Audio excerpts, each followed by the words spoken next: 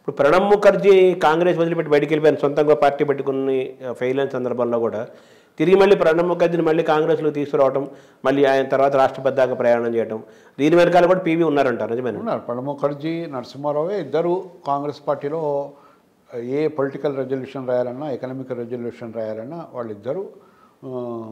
వాళ్ళిద్దరు లేకుండా నడిచేది కాదు. ఇప్పుడు ఏ జయరాం రమేష్లు వీళ్ళు చిదంబరములు ఉన్నారు, కానీ అంతకంటే గొప్ప పాత్ర పోషించిన వాళ్ళు మన నరసింహారావు గారు, ప్రణబ్ ముఖర్జీ గారు. వాళ్ళిద్దరి మధ్య ఒక సఖ్యత ఉండేది.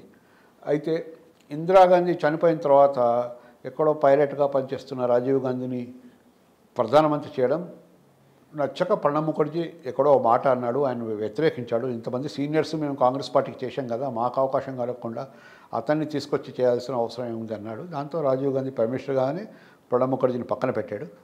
ప్రణబ్ ముఖర్జీకి సీటు కూడా ఇవ్వలేదు. అతను వెళ్ళి సొంత పార్టీ పెట్టి అక్కడ కూడా పరాభవం పాలయ్యాడు.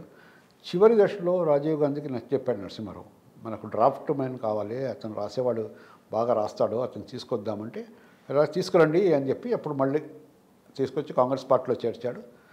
నరసింహారావు ప్రైమ్ మినిస్టర్ కాగానే ప్లానింగ్ కమిషన్ను పునరుద్ధరించాలి అనే ఉద్దేశంతో ప్రణబ్ ముఖర్జీకి ప్లానింగ్ కమిషన్ అప్పచెప్పి డిప్యూటీ చైర్మన్ చేశాడు.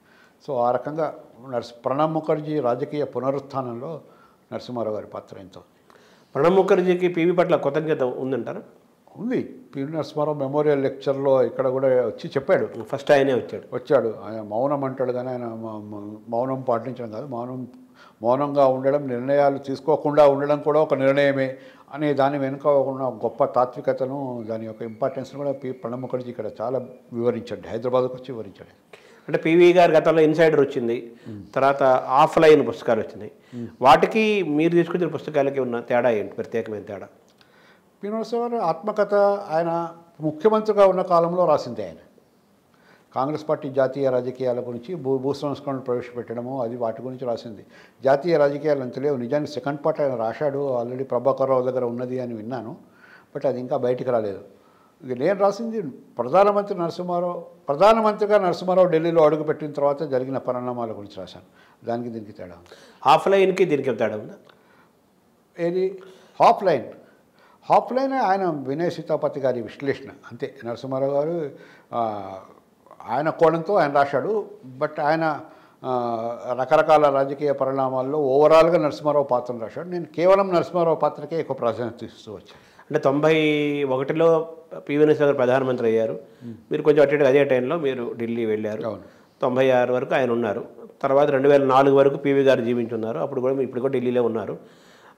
ప్రధానమంత్రి పివి గారు ప్రధానమంత్రి దిగిపోయిన తర్వాత 2004లో జీవించేంత వరకు కూడా మీరు చాలా కాలం కలిశారు. ప్రధానమంత్రి దిగిపోయిన తర్వాత ఇంకా మీకు వెసులుబాటు ఉంది కాబట్టి ఎక్కువసార్లు మీరు పివి గారిని కలిసే సందర్భాలు, సాహిత్య విషయాలు మాట్లాడే పరిస్థితి కూడా మీకు వచ్చింది.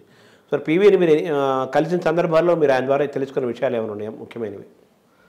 పివి నరసింహారావు గారు ఎప్పుడు అధికారం లేదు నాకు, లేదా అధికారం ఉన్నది, నేను ఎప్పుడు లైమ్ లైట్లో ఉండాలి ఎప్పుడూ ఆలోచించలేదు. ఎందుకు ఇంత పెద్ద ఉండి తను ఢిల్లీలో ఇట్లా ఉండి అన్నీ గమనిస్తూ ఏదన్నా దేశానికి తను మేలు చేస్తే బాగుంటుంది. నిజానికి ఆయన గవర్నమెంట్ పోయిన తర్వాత కూడా ఆయన సంస్కరణలు కొనసాగించడానికి దేవగౌడ గవర్నమెంట్ను సపోర్ట్ చేశాడు, గుజరాత్ గవర్నమెంట్ సపోర్ట్ చేశాడు. కానీ సోనియా గాంధీ వాళ్ళని పడగొట్టారు. వాళ్ళు 2 గవర్నమెంట్లను ఉంచకుండా తామే అధికారంలో రావడానికి ప్రయత్నించాయి. అంటే తను వెనుక ఉండి దాని సలహా ఉండే వాజ్పేయి ఉన్నప్పుడు కూడా న్యూక్లియర్ అణు విస్ఫోటనం ఉండడానికి తోడ్పడ్డాడు ఆయన. సో ఆయన ఎంతసేపు ఏదో ఒకటి చేయాలి దేశానికి అని ఆలోచించాడు తప్పితే తనకేం కావాలి అని ఆలోచించలేదు. ఆ యొక్క నిరాసక్తత నేను ఆయనలో గమనించాను. ఆయన మనం ఎలిమినేట్ చేసుకోవాలి కృష్ణారావు అని అతను ఒకరోజు ఏ పరిస్థితి వచ్చినా ఏ విషయం వచ్చినా నేను అన్న పదం వాడలేదని.